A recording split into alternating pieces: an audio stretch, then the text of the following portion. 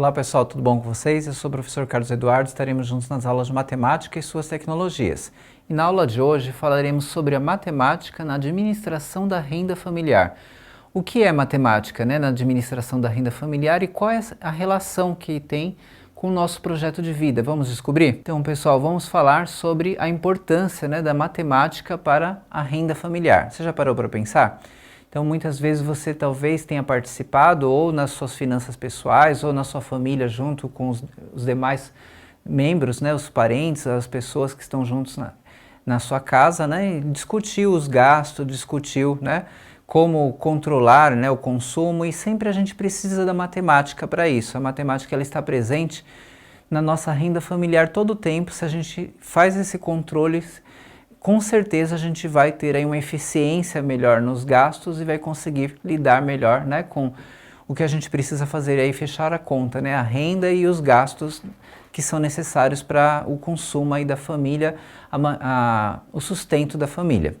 Então, vamos ver então mais detalhes, Não tem como a gente ter um projeto de vida bem estruturado, se a gente não pensa na renda familiar.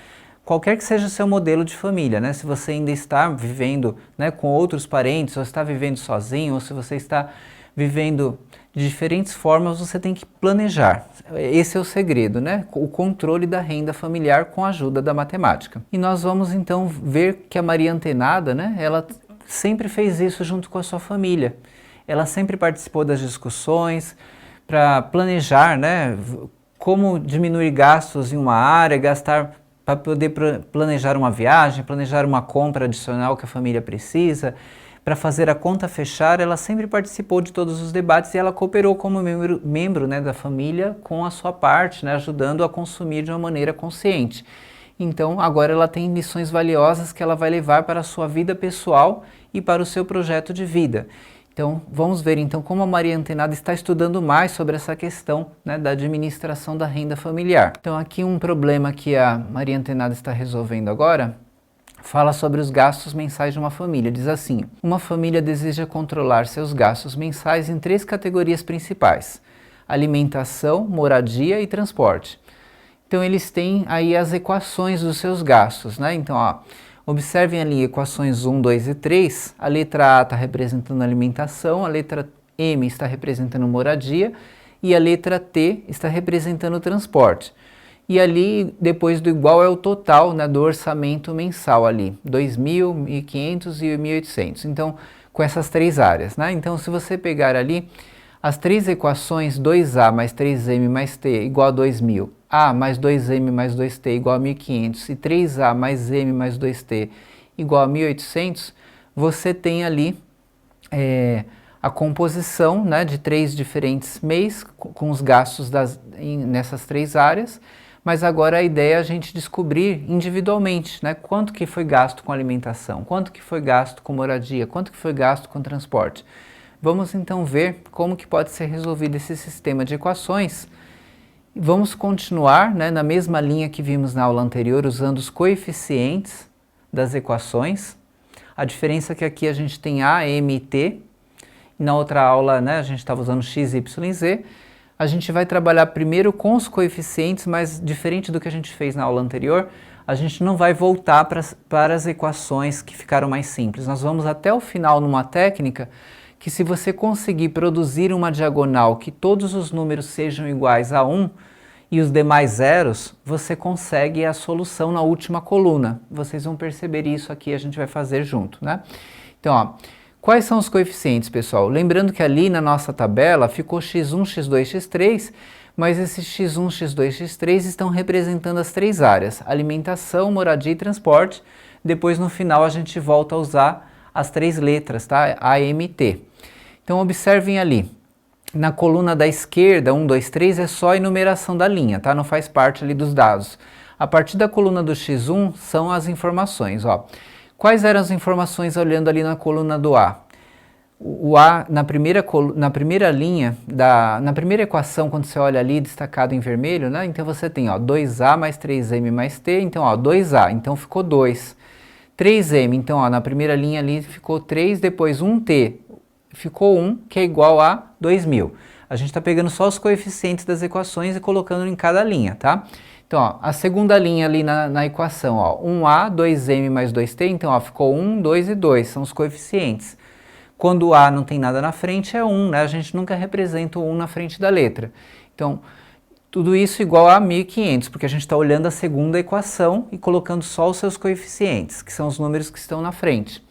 Depois, ó, 3A mais M 2T igual a 1.800, então ó, no A era 3, ficou 3 ali na linha, só o coeficiente 3, depois ó, o 1, porque o M não tinha coeficiente ali visível, explícito, né? Então a gente sabe que é 1. Depois o 2T ali ficou 2, ó, igual a 2, igual a 1.800. Então, colocou ali os coeficientes, a gente começa a resolver. Primeiro passo, né? Eu preciso ter o número 1 no meu primeiro elemento, né? Na primeira linha, ali onde está a coluna do x1. Então, se eu preciso desse número 1, eu posso conseguir de diferentes formas. Se fosse necessário, eu poderia dividir toda a linha número 1 para ficar 1 ali em cima. Mas em vez de fazer isso, se eu tiver uma outra linha que tenha 1, eu posso fazer uma troca entre as linhas. Então, é o que a gente fez ali, olhando da primeira para a segunda, né? Na sequência ali, na segunda tabela, você tem ali, ó, a linha 2 e a linha 1 nós trocamos. Então, ó, 1, 2 e 2.500 estava na linha 2, foi para a linha 1. E depois 2, 3 e 1, 2.000, estava na linha 1, foi para a linha 2. Por que fizemos a troca? Porque nós queríamos o 1 lá no topo. Se não tivesse esse 1, para fazer a troca como a gente fez, que ficou mais fácil, eu poderia pegar a primeira linha e dividir pelo número necessário para produzir esse 1, que seria, no caso, a divisão por 2, porque ali a gente tinha antes 2, né, no primeiro número. Agora a gente começa a fazer as operações com o objetivo de zerar os números de baixo.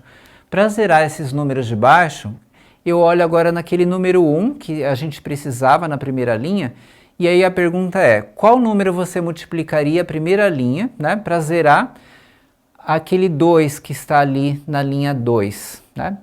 Então, como ali a gente tem 1, eu teria que multiplicar por menos 2, porque menos 2 vezes 1 vai dar menos 2, quando eu somar com aquele 2 vai dar o 0. Então eu vou multiplicar toda a linha 1 por menos 2 e vou somar com a linha 2. Vamos ver o que vai acontecer, ó. Menos 2 vezes 1 vai dar menos 2. Com o 2 que estava na linha de baixo, produziu ali o 0, certo? Menos 2 vezes o 2 deu menos 4. Menos 4 com o 3 que estava embaixo deu ali o menos 1. Depois o menos 2 vezes o 2 deu menos 4. Menos 4 com 1, que aí deu ali o menos 3. Aí na sequência, menos 2 vezes 1.500 deu menos 3.000. Menos 3.000 com 2.000 que estava ali embaixo, então deu menos 1.000. Então você vai multiplicar toda a linha 1 por menos 2 e somar com a linha de baixo. Agora, olha para a linha 3, né? Quando você olha a linha 3, ali tem um 3 logo no início, eu quero zerar aquele 3. E eu vou usar a linha 1 para isso, né? Então, qual número você multiplicaria a linha 1 agora? Se você quer zerar aquele 3, você tem que multiplicar por menos 3, por isso que eu preciso daquele 1 ali no começo. Então, ó, menos 3 vezes 1 deu menos 3, com 3 vai dar o 0. Menos 3 vezes o 2 vai dar menos 6, menos 6 com 1 vai dar o menos 5. E o menos 3 vezes o 2 dá menos 6, menos 6 com aquele 2 vai dar o menos 4. E agora, ó, menos 3 vezes 1.500, menos 4.500, juntando com 1.800, produziu aquele menos 2.700. Então a gente multiplicou toda a linha 1 por menos 3, fez as operações e somando com a linha 3, né, a gente conseguiu zerar ali o primeiro elemento, e aí a gente tem novos elementos que são resultados dessa composição que a gente está fazendo. Agora o nosso objetivo é zerar mais elementos e deixar só a diagonal com números 1, né? Somente a diagonal que vai ter números no final, né? E a última coluna também tem que ter o número porque ela vai representar os resultados, tá? Então agora o que eu vou precisar fazer? Olha o que a gente tem ali na linha número 2, 0, menos 1, menos 3 e menos 1.000. Eu preciso do 1 de novo para zerar mais números. Ele me ajuda porque eu multiplico por qualquer número, né? Que seja oposto o sinal e somo com a outra linha, eu consigo zerar. Então, nesse caso, ali é menos 1, vamos trocar para 1 positivo, mas para fazer isso, o que é necessário? Qual a operação? Multiplica a linha 2 inteira por menos 1. Aí, olha a diferença para a próxima tabela. Só mudou a linha 2. Ó. Onde era 0, continua 0. Menos 1 vezes menos 1 deu mais 1, menos 3 vezes menos 1 deu mais 3, depois menos 1000 vezes menos 1 deu mais 1000. Então a gente só trocou o sinal ali da linha 2, multiplicando toda a linha 2 por menos 1, porque estava toda com sinais negativos. Agora você vai trabalhar a linha de cima e a linha de baixo, olhando na do meio. Olha ali na linha do meio, a linha 2, onde tem 0, 1 e 3. Eu vou usar esse 1 para zerar o número de cima. Que número você multiplicaria ali? Como ali na linha de cima a linha 1 tem 2, eu tenho que multiplicar por menos 2. Então, ó, menos 2 vezes 1, menos 2, com a linha de cima vai produzir... a gente vai produzir ali o zero que a gente precisa, mas eu tenho que multiplicar tudo, né? Então, ó, menos 2 vezes o zero dá o próprio zero, então continua 1 ali no primeiro número na linha 1. Menos 2 vezes o 1 ficou menos 2, com 2 ali de cima deu 0, e menos 2 vezes o 3 deu menos 6 com 2 deu menos 4. E menos 2 vezes o 1000 deu menos 2000, com 1500 ficou menos 500 ali na linha 1. Agora olha para a linha 3 e para a linha 2. Que número você multiplicaria para zerar aquele menos 5 embaixo usando a linha 2? Como ali é menos 5, eu vou multiplicar agora por um número positivo, a linha 2. Então vamos multiplicar por 5 positivo, e aí quando eu somar, vai zerar ali o que eu preciso. Ó. 5 vezes 0 na linha 2 dá o próprio zero, então continua 0 ali embaixo. Ó. 5 vezes o 1 dá 5, com menos 5 vai dar o zero, tá vendo na próxima tabela? Aí depois 5 vezes 3, 15, 15 com menos 4 deu aquele 11, ó. E 5 vezes o 1000, 5.000, 5.000 com menos 2.700 deu aquele 2.300. Agora a gente fez aí o fechamento do processo, a gente conseguiu ali zerar, né? As duas, a coluna ali do meio, se você olhar, ficou 0, 1 e 0. A gente já conseguiu zerar o número de cima e o número de baixo. Agora a diagonal tem que ser toda 1 e os demais zeros. Então, para que a diagonal fique 1, pessoal, ali onde está 11, ó, o que eu poderia fazer para aquele 11 ficar 1? A linha 3 agora eu vou dividir por qual número para que o 11 fique o 1 que eu preciso naquela diagonal? Eu vou dividir por 11. Então, como ali é 0 e 0, não precisa se preocupar no começo, mas 11 por 11 vai dar 1, e 2.300 por 11 vai dar 2.300 sobre 11. A gente pode deixar na forma de fração. É o que a gente tem aqui ó, no próximo slide, ó. Nesse slide aqui que a gente tem essa tabela, ó, o que mudou em relação ao anterior? Só mudou nesse momento o quê? Se você olhar ali onde tinha o 11, está o 1 na linha 3, né? E ali ó, onde tinha 2.300, ficou 2.300 sobre 11, porque a gente dividiu toda a linha 3 por 11 para produzir aquele 1. Agora a gente tem aquela diagonal só com números 1. Só que agora eu preciso do zero ali onde tem o 3 e o menos 4 em cima do 1 que está na linha 3. Então agora a gente tem que fazer operações de novo olhando na linha 3. Na linha 3, olhando para a linha 2, né? Que número que você multiplicaria ali para o 1 para zerar o 3 que está em cima? Então para zerar o 3 que está em cima, como ele é positivo, multiplica por menos 3, a linha 3. Então ó, 0 e 0 na linha 3, tranquilo, não precisa mexer. Ali onde tem 1, ó, menos 3 vezes 1, menos 3, com 3 de cima, olha o que aconteceu na última tabela, deu 0. E ali quando você faz menos 3 vezes 2.300 sobre 11, você vai multiplicar, depois somar ali com 1.000, ali você teria que fazer um processo, né, de fazer o cálculo, fazendo o denominador comum, e você chegaria ali naquele 4.100 sobre 11. Agora a gente tem que zerar aquele menos 4 da linha 1. O que você multiplicaria naquele 1 que está na linha 3? Para zerar aquele número que está lá em cima, o menos 4, que está ali na última coluna, né, antes da coluna final, na penúltima coluna, a coluna do x3, né, vamos identificar assim, que fica mais prático para você olhar. Aquele menos 4, agora eu quero que ele se transforme em 0. Então o que eu vou fazer? Multiplica a última linha ali, a linha 3 por 4, o 0 e 0 não mexe mais, então ó, 4 vezes 1, 4, somado com menos 4 deu aquele 0. E 2.300 sobre 11, quando você fizer vezes 4 e juntar com menos 500 e calcular o mínimo múltiplo comum e fizer aí o cálculo, você vai chegar no 3.700 sobre 11. Agora, pessoal, olha na última tabela, o que aconteceu? Eu tenho uma diagonal que é toda formada por número 1 e os demais números são zeros. A última coluna agora já me dá os resultados. Você tem o valor do x1, x2, x3 ali na ordem.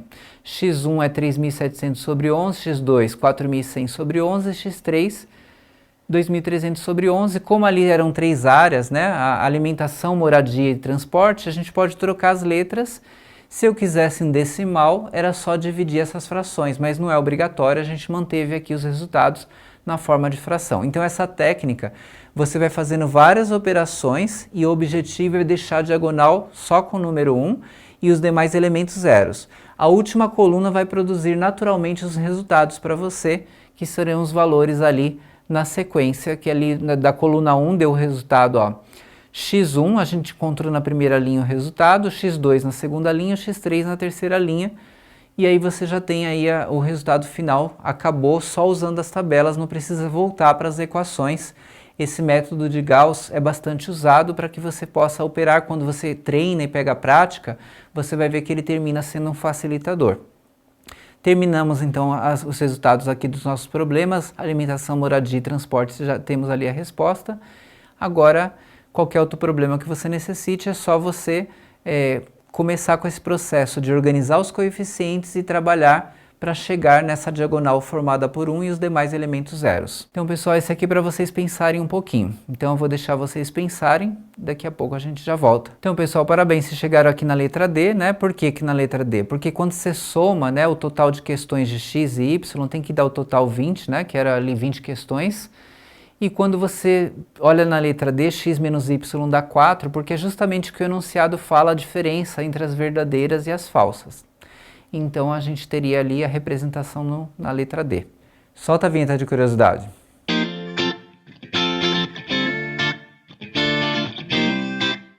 Então, pessoal, eu trouxe uma curiosidade aqui para vocês que fala de uma outra regra. Aqui a gente usou, né, na aula a regra de Gauss, mas aqui você pode também resolver pela regra de Cramer.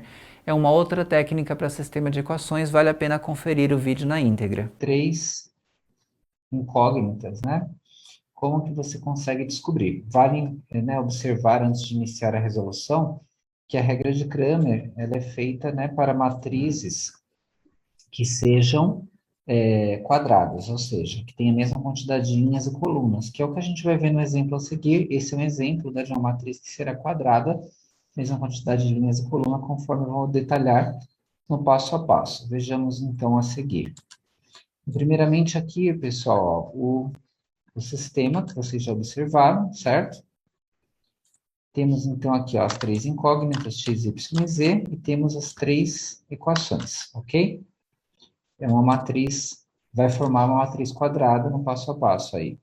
Então, a primeira matriz, que eu vou chamar de matriz A, eu pego somente os coeficientes. Observem, ó, que 1, 2, tá vendo? Ó, 2. Na frente do Z é 1 também. Aí aqui 2, tá aqui.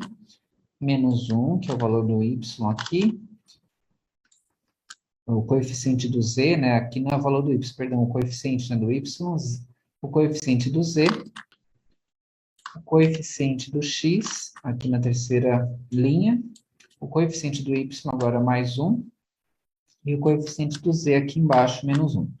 Então, a gente está pegando os coeficientes.